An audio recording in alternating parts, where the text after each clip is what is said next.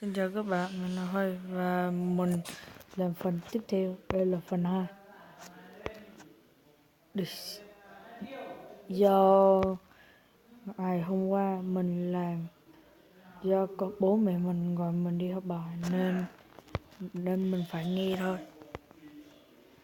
Có mình đang làm mà tự nhiên bố mẹ mình kêu đi học thì không hay đâu.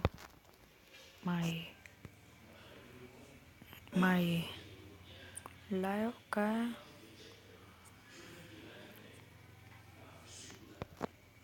Mày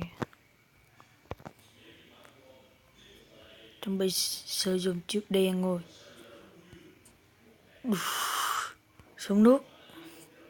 Chiếc đèn rồi.